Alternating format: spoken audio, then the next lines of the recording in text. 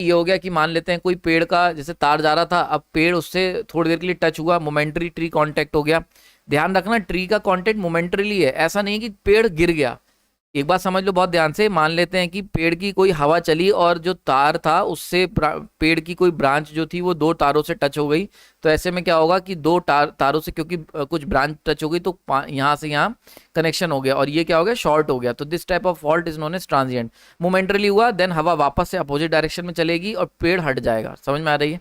तो इस तरीके का मोमेंटरी। अब पेड़ टूट के ही गिर गया ट्रांसमिशन लाइन पे, तो ये हो गया परसिस्टेंट फॉल्ट, कि जब तक पेड़ को हटाओगे नहीं आके तब तक फॉल्ट क्लियर नहीं होगा। So that is the difference. Next है कि बर्ड का कांटेक्ट हो गया, मान के चलते हैं आपने देखा ही होगा चिड़िया उड़िया ये सब बैठी रहती हैं, अब मान के चलते हैं या गिलहरी है, अब गिलहरी रास्ता पार कर रही थी, अब वो दो तारों के बीच में एक साथ टच हो गई, तो यहाँ पे क्या हो गया, ये दोनों तार आर और वाई फेज के हैं तो आपस में शॉर्ट हो गए। और इस तरीके का जब भी ऐसा होगा तो यहाँ पे शॉर्टिंग क्यों की हो गई, तो इससे क्या होगा, this is what we called transient fault. अब ट्रांजिएंट क्यों कह रहे हो उसे, क्योंकि चिड़िया मान लेते हैं छू गई तो चिड़िया जल के मर जाएगी, तो विद इन अ सेकंड वो राख बन के नीचे गिर जाएगी, है ना।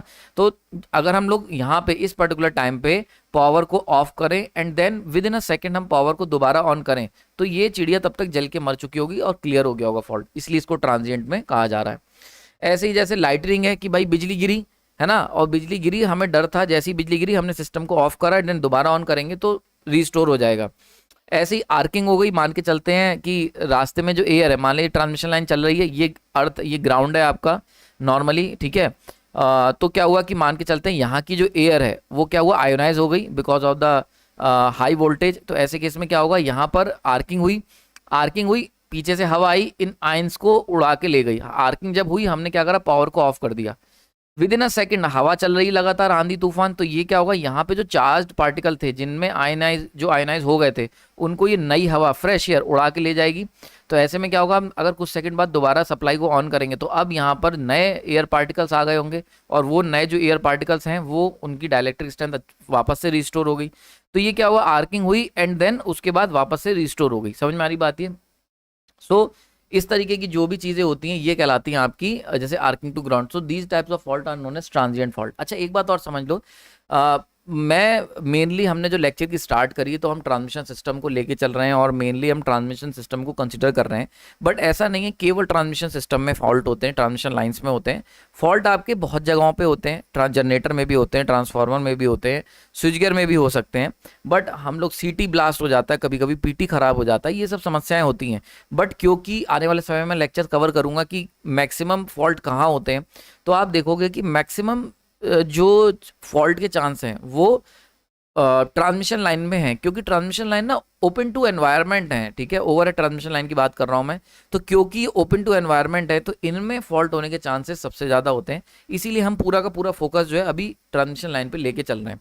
फॉल्ट सब जगह होते हैं, बट क्योंकि अगर आपने कभी प्लांट विजिट करा हो कोई भी प्लांट, तो आपने देखा होगा कि उसका जो जनरेटर होता है वो बिल्कुल क्लोज विसिनिटी में रखा होता है।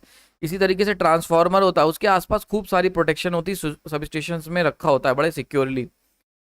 इसी तरीके से जो CTPT हैं ये सब बड़े सिक्योर होते हैं, बड़े अच्छे एनवायरनमेंट में रखे होते हैं, इनका पूरा ध्यान रखा जाता है, तो इसीलिए इनके खराब होने के चांसेस या फॉल्ट होने के चांसेस बहुत कम होते हैं।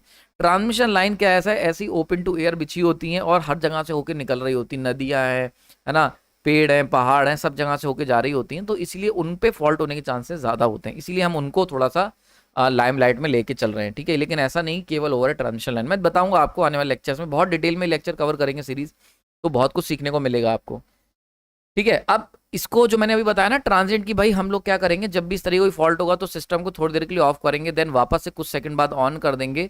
इस प्रोसेस को कहते हैं हम लोग ऑटो रिक्लोजिंग। समझ में आ रहा है कि एक बार हमने क्या करा, ओपन करा एंड देन वापस से हमने इसको क्लोज कर दिया, उतने में ट्रांजिएंट फॉल्ट क्लियर हो जाता है ज्यादातर चांसेस में। तो this process is known as auto reclosing, separate lecture में बात करेंगे उसके ऊपर, अभी आप समझ लो क्या होता है, ठीक है। तो ऑन ऑफ करना, ठीक है, एंड देन वापस से ऑन कर देना बहुत ही शॉर्ट पीरियड में, वो कहलाता है ऑटो रिक्लोजिंग। ऑटो रिक्लोजिंग से केवल ट्रांजिएंट फॉल्टी मैटर सॉल्व होता है। भाई अगर ऐसा कुछ केस है जिसमें कि बहुत ही ट्रांजिटरी दिक्कत आई है, वो हम ऑन ऑफ करके काम कर सकते हैं, लेकिन अगर पेड़ टूट के गिर गया है, लाइन खराब हो गई है, ट्रांसफार्मर जल गया है, तो ऑटो रिक्लोजिंग वहां पर काम नहीं करती। तो याद रखना, कई बार वाइवा में पूछ लिया जाता है कि भाई ऑटो रिक्लोजिंग से किस टाइप के फॉल्ट को हम लोग